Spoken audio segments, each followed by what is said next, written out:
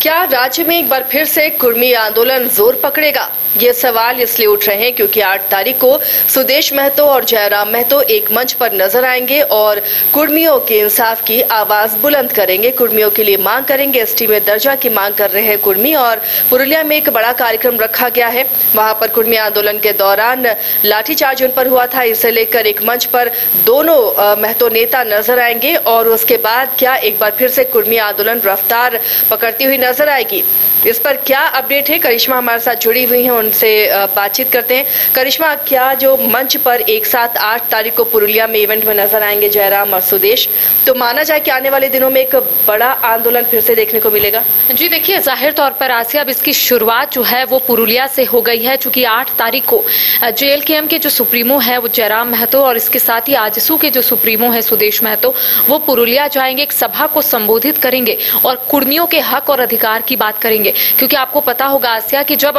कुर्मियों की तरफ से आंदोलन किया जा रहा था, रेल टेका डहर छेका, तब कई जो कुर्मी समुदाय के लोग हैं उन्होंने ट्रैक पर बैठकर वहीं पर रणनीति बनाई थी कि अगर इसके आगे कोई एक्शन नहीं लिए जाएंगे, अगर इसके आगे भारत सरकार की तरफ से कोई पहल नहीं किए जाएंगे तो ये लोग इसी तरीके से आंदोलन करेंगे। हालांकि देर रात जब भारत सरकार की तरफ से आश्वासन मिला तब सभी जो कुर्मी समुदाय के लोग हैं वो ट्रैक छोड़े और अपने घर वापस लौटे। हालांकि कुर्मी समुदाय का यही कहना था कि उनका जो आंदोलन है ये यही नहीं रुकेगा, बल्कि भारत सरकार की तरफ से जो आश्वासन मिला है उस आश्वासन का कह सकते हैं उन लोगों को इंतजार है कि जिस तरीके से भारत सरकार ने कहा है कि इनकी जो मांग है उस पर अध्ययन किया जाएगा, देखा जाएगा और उसके बाद ही भारत सरकार आने वाले समय में कोई फैसले लेगी। लेकिन उसके बाद माना जा रहा था आसिया कि कुर्मी समुदाय की तरफ से एक रणनीति जो है वो बनाई जाएगी और इस बीच ये खबरें सामने आई कि पुरुलिया में जयराम महतो के साथ सुदेश महतो जो है वो जाएंगे। चूंकि जब रेल टेका डहर छेका आंदोलन हो रहा था तो ये सिर्फ झारखंड ही नहीं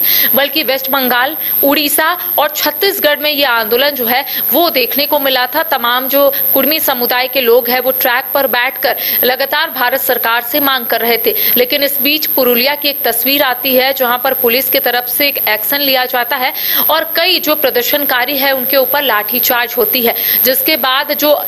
कुर्मी समुदाय है उनके तरफ से सुदेश महतो और जयराम महतो को ये बात बताई गई कि किस तरीके से वहां पर जो पुलिसकर्मी है उनके तरफ से लाठीचार्ज हुई है। अपने हक और अधिकार के लिए तमाम जो कुर्मी समुदाय है वो बाहर निकले थे, लेकिन उसके बाद भी उनके ऊपर जो लाठीचार्ज है वो हुई है। तो कह सकते हैं आसिया कि कुर्मी समुदाय के तमाम जो लोग हैं उनका कहना है कि जो पुरुलिया में घटना घटी है वो सही नहीं है। अब उसके बाद एक सभा को संबोधित करेंगे और उस सभा के जरिए ये बताने और समझाने की कोशिश करेंगे कि इंटैक्ट है तमाम कुर्मी समुदाय के लोग और अपने हक और अधिकार की बात अगर आएगी तो वो लोग एक साथ सड़कों पर उतरकर अपनी बात रखेंगे। तो एक मंच है आसिया और उस पर JLKM के सुप्रीमो और आजसू के सुप्रीमो नजर आएंगे और हक अधिकार के साथ साथ अपनी आवाज जो है वो बुलंद करेंगे। करिश्मा, ये कहा जाए कि पुरुलिया एक मंच होगा जहां से कुर्मी आंदोलन को और धार दिया जाएगा? जी, एक धार दिया जा रहा है और हम ये जरूर कह सकते हैं कि यहाँ से शुरू हो चुका है आसिया आंदोलन, क्योंकि एक सभा को जब संबोधित किए जाएंगे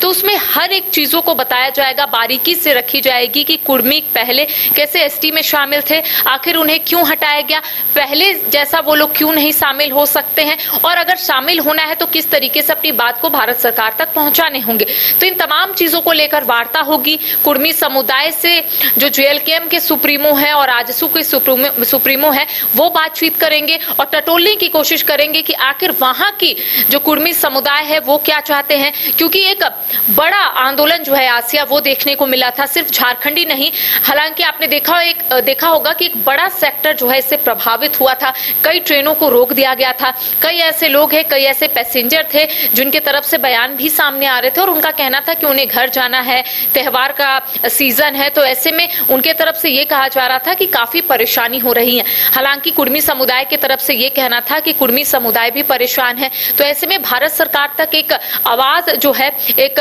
कह सकते हैं एक स्वर जो है वो पहुंचाने की कोशिश की जा रही थी। अब कह सकते हैं आसिया कि आंदोलन की शुरुआत जरूर पुरुलिया से हुई है, लेकिन झारखंड, छत्तीसगढ़ और अगर उड़ीसा की बात करेंगे तो देखने वाली बात होगी आसिया कि आखिर किस तरीके से इस आंदोलन को आगे लेकर जाया जाता है। भारत सरकार की तरफ से जरूर आश्वासन इन्हें मिला है, लेकिन कब तक कुर्मी समुदाय इसी तरीके से रहेंगे, आखिर कब से उनकी जो आंदोलन है वो शुरू होगी, क्योंकि कई जो कुर्मी समुदाय है उनके लोगों का स्पष्ट तौर पर यही कहना है आसिया कि आंदोलन तो शुरू होगा, लेकिन फिलहाल वो लोग भारत सरकार के निर्णय का इंतजार कर रहे हैं, क्योंकि भारत सरकार के तरफ से नहीं आश्वासन मिला है। जब ये लोग दिल्ली के जंतर मंतर में भी कुर्मी समुदाय के लगभग आपने देखा होगा हजारों की संख्या में जो लोग हैं अलग अलग जगहों से जंतर मंतर पहुंचे थे, उस वक्त भी इन लोगों की तरफ से अल्टीमेटम दिया गया था और इनका यही कहना था कि 1950 से पहले ये लोग एसटी की सूची में शामिल थे, बाद में इन्हें पिछड़े श्रेणी में रखा गया। अब ये लोग चाहते हैं कि इन्हें फिर से एसटी की सूची में शामिल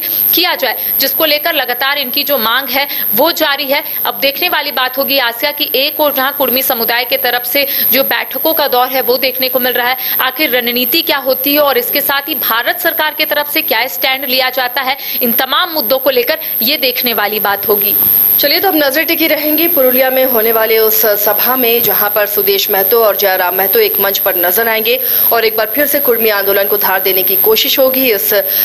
मंच पर हमारी भी नजर बनी रहेगी कि आने वाले दिनों में झारखंड में, बंगाल में और उड़ीसा, छत्तीसगढ़ समेत जितने भी कुर्मी बहुल जो राज्य हैं जहाँ कुर्मियों की आबादी है वहां पर इसका क्या असर होता है और किस तरह से ये अपनी मांगों को केंद्र सरकार के सामने रखते हैं। घर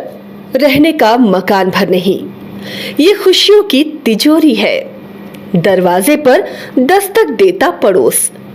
खिड़कियों से उमड़ आता आसमां,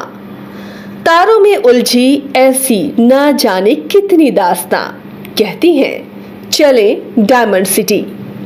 एक सफर हम सफर के साथ अपने घर तक। Diamond city life long bonding, 500 से ज्यादा खुशहाल डायमंड परिवार। जल्दी करें, सिर्फ 200 फ्लैट बाकी, आज ही बुक करें अपना आशियाना। गोल जहां 27 वर्षों के सफर में 17,000 से भी अधिक छात्रों ने डॉक्टर एवं इंजीनियर बनकर भरे सफलता की ऊंची उड़ान, जहां साधारण छात्र भी असाधारण सफलता प्राप्त कर बना रहे इतिहास। दूरदर्शी शिक्षाविद श्री विपिन सिंह के मार्गदर्शन में मेडिकल एवं इंजीनियरिंग के लाखों छात्रों के लिए आशा की किरण के रूप में गोल्ड रिजल्ट फैक्ट्री